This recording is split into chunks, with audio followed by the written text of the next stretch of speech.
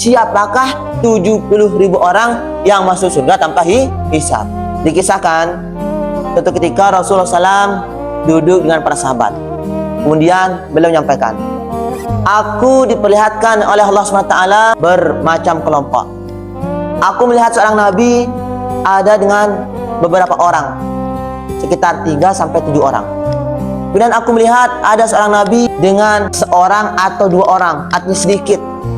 Kemudian aku melihat kelompok itu besar, banyak orang-orangnya. Kemudian aku mengira itu adalah umat.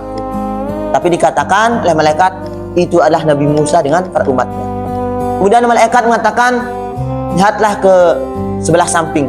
Kemudian dia melihat orang-orang banyak, kelompok yang banyak.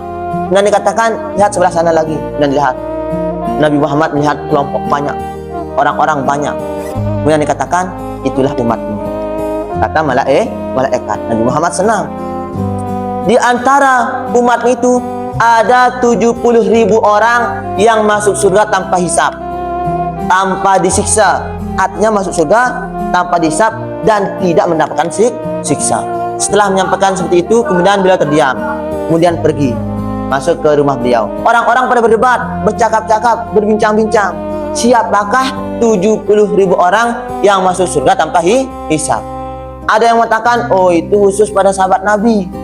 Kemudian ada yang mengatakan, oh itu orang-orang yang dilahirkan setelah Islam sempurna dan tidak mensekutukan Allah SWT. Pasti dia yang akan masuk surga tanpa hisab. Berbincang-bincang sehingga didengarlah oleh Nabi. Kemudian Nabi keluar. Hai para sahabat, apa yang kau perbincangkan? Kata Rasulullah SAW. Kemudian dikatakan, ini Rasulullah, siapa yang akan masuk surga tanpa hisab? Kemudian apa kata Rasulullah?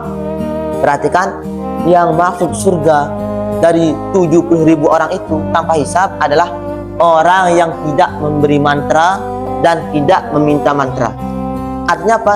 Dia bertawakal kepada Allah Subhanahu wa Ta'ala. Kemudian orang itu dia tidak merasa bahaya terhadap burung-burung. Mungkin ada burung hantu atau apa itu namanya.